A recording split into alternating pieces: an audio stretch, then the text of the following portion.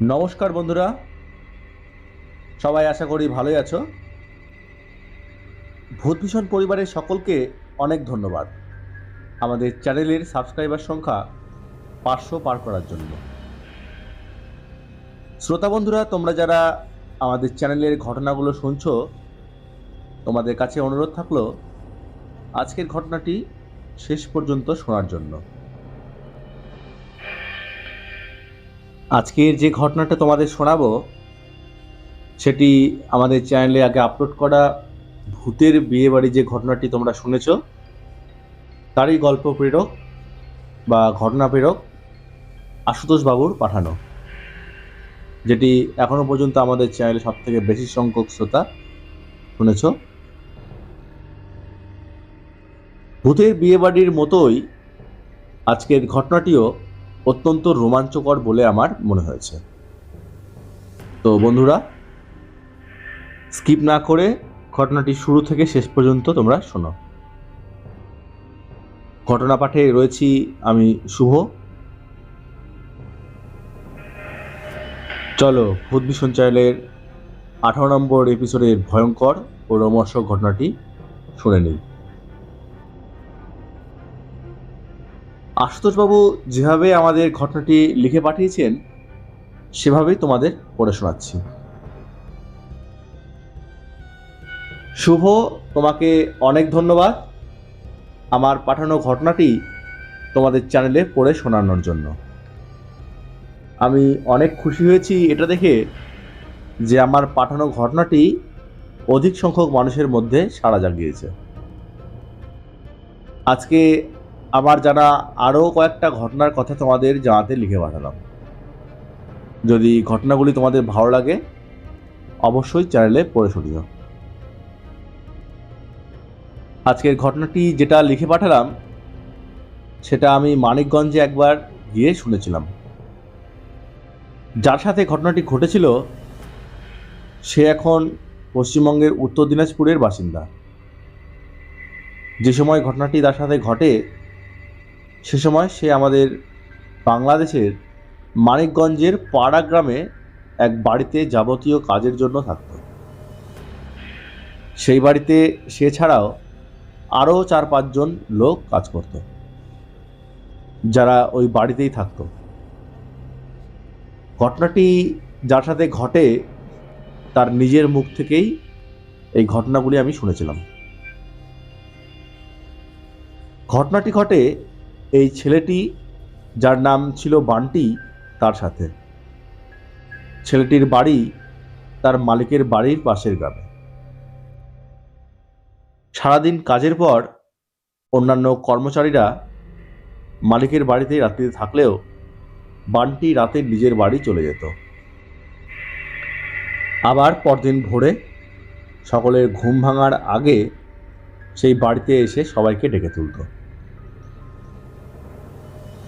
অনেক বছর যাবৎ বান্টি ওই বাড়িতে কাজ করত।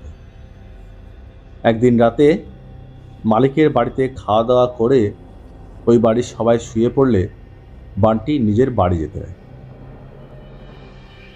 রোজ দিন একা একা ওরকম বাড়ি যাওয়ার জন্য বেশ সাহস হয়ে গেছিল ছেলেটার। তবে চালাক চতুর কম থাকার জন্য তাকে সবাই রাগানোর জন্য ভ্যাটকা বলে ডাকত। বাড়ি যাওয়ার সময় মালিকের বাড়ি অর্থাৎ রায়বাড়ি থেকে বেরিয়ে রাস্তায় সামান্য কিছুটা যেতেই বান্টি দেখে রাস্তার মধ্যে আর দুই ধার মিলিয়ে প্রায় 20-25টা খড়ের নাড়ার বোঝা। সে বোঝা শুধু বোঝা না, যেন এক একটা খড়ের গাদার মতো বড় বড় বোঝা। অতগুলো বোঝা একসাথে ওই স্থানে দেখে প্রথমে একটু ঘাবড়ে গেলেও কিছুক্ষণ পর একটু সাহস পায় যখন দেখে নাড়ার অত বড় বড় বোঝাগুলো পাশে বসে থাকা কালো কুচকুচে আর লম্বা মানুষগুলো একে একে বোঝাগুলো নিয়ে হাঁটতে শুরু করেছে। বান্টি তখন করে কি, ওই লোকগুলোকে বলে, নে নে, পাইছিস তো পরের জিনিস, নিয়ে যা, নিয়া পালা। শালারা কাজ কাম তো নাই, লোকেরটা যা পাস উঠাই নস। এই বলতে বলতে বান্টি একটু একটু করে হাঁটে আর ওরকমভাবে ওগুলো বলে। বেশ কিছুটা সামনে গেলে বান্টি দেখে ওই লোকেরা সবাই একে একে উঠে চলে গেলেও একজন তখনও বসেই আছে, আর বোঝাটাও তার পাশে। বসে থাকা লোকটার কিছুটা কাছে গিয়েই বান্টি তাকে উদ্দেশ্য করে বলে, এই শালা, সবাই বোঝা নিয়া নিয়া যাইতাছে চুরি করে, তুই শালা বইসা রইছস কে? তুইও একটা নিয়ে যা, না পাহারা দিতেছিস? এই কথা শোনার পরও লোকটা কিন্তু কোনো টু শব্দ করেনি, যার জন্য বান্টি তার আরো কাছে পৌঁছলে বলে, ও শালা, বোঝা নিতে তোমার আলসি ধরছে তাই না? আসলে বান্টি তখনও বুঝতে পারেনি যে এই সব লোকগুলো আসলে এক একটা ভূত। যখনই বান্টি দ্বিতীয়বার ওই বসে থাকা ভূতটিকে কথা বলে, ওই ভূতটা করে কি, তখনই বান্টিকে উঠে জাপটিয়ে ধরে, আর যেখানে সে বসেছিল ওর পাশেই একটা ছোট পুকুর ছিল, ওই পুকুরে পাঁচড়া পাঁচড়ি করে করে বান্টিকে ফেলে দেওয়ার চেষ্টা করে। ভূতেরও যেমন শক্তি, বান্টিরও তার থেকে সামান্য কিছুটা কম হলেও পুকুরে ফেলতে পারেনি তাকে। বেশ কিছুক্ষণ ওইরকম চলতে থাকার পর একসময় ভূতের হাত থেকে ছুটে পালাতে সক্ষম হয় বান্টি। যে স্থানে এই ঘটনা ঘটে সেখান থেকে খুব দূরে না হলেও প্রায় 350-400 মিটার দূরে একটা মুসলিম বাড়ি ছিল, যে বাড়ির লোকেরা খেজুর গাছের থেকে রস নিয়ে রসগুলোকে জাল দিয়ে খেজুরের গুড় তৈরি করত। খেজুরের গাছের ডালগুলো সেই বাড়ির সামনের উঠানে রাখা ছিল। প্রাণপণে দৌড়ে সেই বাড়ির কাছে গিয়ে সেই খেজুরের গাছের কাঁটার মধ্যে পড়ে যায় বান্টি। সারা শরীরে খেজুরের কাঁটা ঢুকে যাওয়ায় ব্যথায় গোঙাতে শুরু করেছে। অত রাতে ওরকম গোঙানি শোনার ফলে সেই বাড়ির মালিক আর তার ছেলে বাইরে বেরিয়ে আসে। টর্চের আলো বান্টির মুখে ফেলতেই তারা তাকে চিনতে পারে, কারণ বান্টির বাড়িতেও মাঝে মাঝে গুড় বিক্রি করতে যেত সেই লোকটা। বান্টিকে কাটার মধ্যে থেকে উঠিয়ে বাপ বেটা মিলে বান্টিকে চিকিৎসার জন্য গ্রামেরই এক ডাকাবুকো ডাক্তারকে ডাকে। সেই ঘটনার পর 3 দিন জ্ঞান ছিল না বান্টির। 3 দিন ধরে তার শরীর থেকে মাছের ভয়ানক আর বিশ্রী আষ্টে গন্ধ বেরোচ্ছিল, আর পুরো শরীরে আঁচড়ানোর দাগ বেশ গভীর পর্যন্ত ছিল। 3 দিন পর যখন জ্ঞান ফেরে বান্টি সব কথা খুলে বলে সবাইকে সে। যাই হোক, এরপরে সে সুস্থ হয়ে যায়। তবে বান্টির সাথে এই ঘটনা হওয়ার কিছুদিন পর বান্টি যেই বাড়িতে কাজ করত ওই বাড়িরই আরেক চাকর, ওর বয়স অনেকটাই কম ছিল, ও করেছিল কি, কই মাছ ধরার জন্য একটা জাল নালার মধ্যে পেতে রেখেছিল। সন্ধ্যাবেলা ওই ছেলে গিয়ে দেখে অনেক কই মাছ জালে ধরা পড়েছে।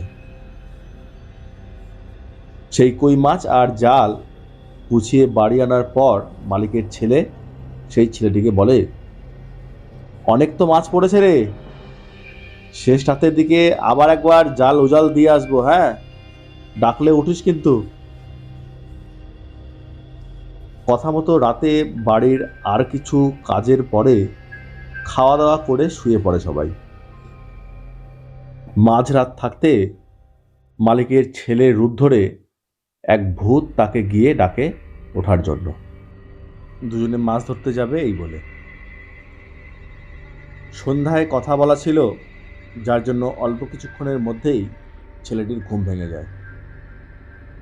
তারপরে দুজনে ধীরে ধীরে সেই মাছ ধরার জায়গায় পৌঁছায়।